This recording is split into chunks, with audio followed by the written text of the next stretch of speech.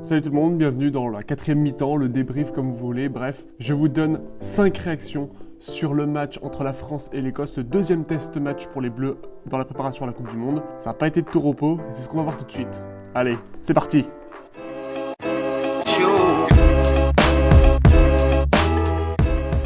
Ok, déjà de base, en fait, c'était pas du tout les mêmes équipes sur le terrain. L'équipe de France avait effectué 13 changements par rapport à la semaine dernière, et les Écossais étaient arrivés aussi avec 6 changements. Il y avait quand même un peu de renouveau. C'était néanmoins les très grosses équipes d'Écosse et de France, même si aujourd'hui on ne parle pas de premium dans l'équipe de France, évidemment, mais ça restait une très belle affiche et sur le papier c'était très intéressant. Première réaction, et c'est un peu ce que je vais retenir, c'est la victoire avant tout. Les Bleus ont réussi à s'imposer face aux Écossais. L'Écosse, il faut savoir que c'est une nation qui est assez difficile à battre pour l'équipe de France. C'est peut-être la nation européenne qui nous a posé le plus de soucis avec l'Irlande sur les dernières années. Donc ça c'est très intéressant et c'est je pense une très bonne préparation pour nos Bleus. Si on regarde l'évolution des scores sur les 80 minutes, on se rend compte qu'il y a 3 grands découpages pour cette rencontre. On a les 20 premières minutes qui étaient vraiment à l'avantage des Écossais. Ils ont notamment marqué un essai en début de rencontre. Puis on a eu 40 minutes très importantes pour les Français, que ce soit à la fin de la première mi-temps ou au début de la deuxième. Et enfin, la fin était largement à l'avantage des Écossais qui sont quand même revenus et qui nous ont offert une fin de match assez palpitante. Mine de rien, c'était un match assez intéressant qui était beau visuellement, c'était assez généreux dans le jeu, vraiment on a passé quand même un bon moment. Si on regarde les statistiques sur la possession et le territoire, on se rend compte que les Écossais jouaient globalement chez eux, mais qu'ils avaient le ballon. Voilà, c'est le résumé, même si on voit bien qu'il y a un gros découpage entre la première et la seconde mi-temps avec les Français qui sont devenus bien plus pressants dans la seconde. Cette victoire est très bonne pour la confiance, c'est très important, voilà, ça permet bien sûr de ne pas pouvoir s'inquiéter, au moins ça fera du bien pour tous les médias. Et en même temps, cette victoire, elle a été faite dans la douleur, ce qui est très bien parce que ça permet de souder le groupe en fait. Il y aura pas, si on avait eu une équipe de France qui avait marché sur l'Écosse, on aurait dit « Ah mais c'est les joueurs premium, etc. » Là, ça n'a pas du tout été le cas, même si on avait deux joueurs qui étaient quand même d'un meilleur niveau par rapport à la semaine dernière, et c'est pas pour dénigrer ceux qui étaient là avant, il n'empêche qu'ils ont eu autant de difficultés à battre la même équipe d'Écosse. Et honnêtement, on aurait pu perdre ce match, ça aurait pas été très grave pour moi, l'important c'est la Coupe du Monde. On peut faire toutes les défaites que vous voulez, on peut perdre contre les Fidji la semaine prochaine, dans 2 semaines contre l'Australie, mais si on gagne cette Coupe du Monde, tout est pardonné. Vraiment, tout est pardonné. Ok, deuxième réaction. Aux alentours de la 60e minute, je me suis posé une question. Pourquoi tout le monde est capot ouvert? Vraiment, si vous regardez le match à la 60e, vous vous rendez compte que il y a plein de monde qui sont fatigués. J'ai trouvé déjà que les finisseurs français apportaient pas autant de fraîcheur que prévu. Les Écossais ont profité de ce temps de mou pour revenir au score et recoller. Mais qu'est-ce qui s'est passé? Et j'ai essayé de comprendre en fait. Je me suis dit, c'est pas possible, c'est pas logique. On peut pas arriver à un match de rugby et se dire à la 60e on explose. Parce qu'ils étaient tous rouges. Et alors c'était intéressant puisque Thomas Ramos en a parlé en interview. Il a dit qu'il faisait extrêmement chaud et qu'il y avait eu beaucoup d'humidité. Et le fait d'être à Geoffroy Guichard, donc à Saint-Etienne, c'est quand même assez oppressant. C'est un peu... c'est un chaudron en fait, tout simplement.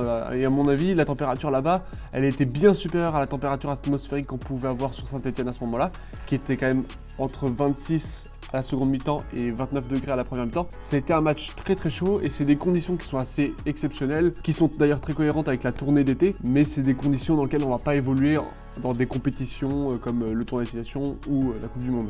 Les Bleus m'ont confirmé un peu dans l'hypothèse que j'avais à la 60e minute. Voilà, si vous avez d'autres raisons aussi, n'hésitez pas à me le dire, moi je suis preneur, on est là pour discuter et pour échanger. Troisième réaction, je voudrais aborder ce qui nous a fait gagner le match, et donc des points positifs, et qu'est-ce qui a manqué un peu aux Écossais, parce que c'est surtout ça en fait, Clairement les Écossais pouvaient le gagner, mais ils l'ont pas fait. Déjà on peut admirer la défense française qui a été clinique, comme à chaque fois, elle a été très très forte, même si dès la 60e tout le monde était un peu fatigué, et donc il y avait beaucoup plus d'espaces qui se sont ouverts, ça reste quand même une défense très qualitative, et surtout les grattages, on a vu des grattages, c'était fou. Aldrit, Villiers 2 fois, Danty, honnêtement on a vu des grattages et c'était très très bien, donc on a une défense vraiment en place, vraiment il n'y a pas grand chose à dire. Je pense que les Écossais ratent leur match à cause de 2 choses. Le premier c'est le nombre de pénalités qu'ils ont encaissées, il y en avait beaucoup trop à mon goût, j'ai pas la stat exacte, mais dès la 20e minute, il y en avait déjà 6 pour l'Écosse.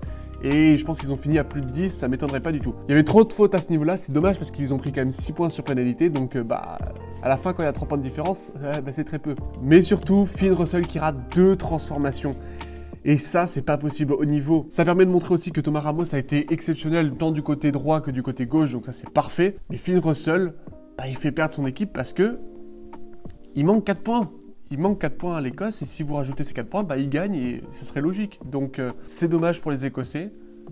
Voilà. La défaite écossaise n'est pas très grave et honnêtement, ça les prépare parfaitement bien pour la Coupe du Monde. Les Bleus sont l'une des nations références, donc déjà, ils vont bien s'entraîner. Ça va être très intéressant de les suivre sur cette Coupe du Monde, surtout que la poule dans laquelle ils sont, c'est la poule de la mort. Je vais y revenir prochainement, je vais faire une grande preview sur ça. Mais là, ça va être très intéressant et je serai très curieux de voir les Écossais et je serai pas surpris de les voir en quart de finale. Ok, quatrième réaction, on va parler de l'arbitrage et de laisser refuser à la 28e. Ce n'est pas possible de laisser ça passer. Voilà. Je ne peux pas accepter ça. Donc on est à la 28e à peu près. Les Français ont une pénalité dans leur camp. Antoine Dupont décide de jouer rapidement. Les Écossais ne sont pas à 5 mètres, donc il y a de nouveau un avantage pour l'équipe de France. On remet à l'intérieur pour Gabin Villiers qui transperce le rideau. Dupont est à l'intérieur pour le soutien et va marquer entre les perches. Sauf que l'arbitre a sifflé, et l'arbitre a sifflé, donc ça stoppe le jeu. Pourquoi l'arbitre a sifflé? Parce que son assistant de touche l'a appelé pour dire que Dupont avait mis le pied en touche. Sauf que non, sur les images, c'est pas du tout le cas. Et c'est vraiment dommage de ne pas avoir laissé l'action se continuer. Tu fais ça pour d'autres actions, bah laisse-le faire au moins pour cet essai, ça ne change rien. Au pire, bah, on revient et on dira oui, il y aura touche, c'est pas grave, et ça l'annule. Mais tu peux pas couper comme ça, quoi. Surtout que si t'as un doute et si tu l'as pas vu. Je suis très déçu sur cette action. Voilà, c'est tout. Moi, ça aurait pu changer aussi le cours du match parce qu'on revenait à ce moment-là. Si on avait fait cet essai plus celui d'Ntamak, on serait passé avec plus de points à la mi-temps. Voilà. C'est pas très ajusté cet arbitrage, voilà. Ok, cinquième et dernière réaction, je vous donne les 3 tops pour moi de l'équipe de France sur ce match. Je vous donne pas les flops parce que ça sert à rien de tirer sur des gars qui se préparent à la Coupe du Monde. Ils ont un staff pour ça, et puis je pense qu'il y en a beaucoup qui vont leur tomber dessus, donc c'est pas la peine. Je vais vraiment mettre en valeur ceux qui ont fait un très bon match. Premier joueur que je veux citer, c'est Dupont. Dupont, il a été stratosphérique comme à chaque fois. Il aurait dû marquer un essai à la 28e, comme vous l'avez vu précédemment. Il fait des coups de pied de 55 mètres, c'est absolument démentiel. Il s'échappe pas au plaquage. Il a été un peu perturbé par la défense écossaise parce que les soutiens manquaient, ils avaient un peu de retard. Mais bon, alors, il a fait un très bon match, c'était du grand Antoine Dupont. C'est parfait, honnêtement, c'est parfait. Vraiment, on a le meilleur joueur du monde actuellement. Deuxième top, c'est Grégory Aldrit. Aldrit a fait un match exceptionnel, il était ultra bon en attaque, en défense, il fait un grattage à la 15e minute, il arrive à relancer tous les ballons et à gagner des mètres précieux. Vraiment, c'est une copie parfaite, il n'y a rien à dire. Pour moi, le troisième top français, c'est Damien Penaud. Il faut qu'on en parle un jour de ce joueur, parce que il a son 27e essai en équipe de France. C'est stratosphérique. Penaud, c'est le seul joueur qui a le droit de faire l'entièreté de la largeur du terrain en travers, mais il est ultra efficace en attaque. Et c'est beau d'avoir 2 ailiers ultra complémentaires. On avait Gabin Villiers qui était très bon en défense et qui a eu un moment d'attaque qui était exceptionnel et qui aurait pu donner un essai. Malheureusement, ça s'est pas fait. Et Damien Penaud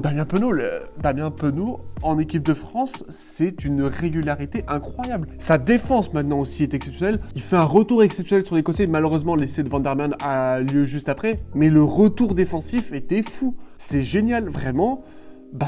On a un excellent ailier et peut-être l'un des meilleurs ailiers du monde à ce moment-là. Honnêtement, on aurait pu prendre d'autres personnes dans l'équipe de France. Je pense notamment à Olivon, à Villiers qui font de très bonnes prestations. Mais Penaud, qui rentre un peu plus dans la légende. Très très bon match du futur Bordelais. Ok, je vous laisse avec un petit bonus.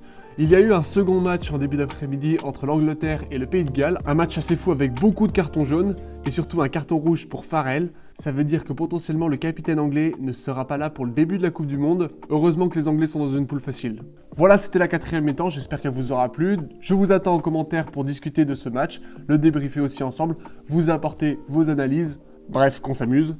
Sur ce, portez-vous bien et n'oubliez pas, allez les Bleus!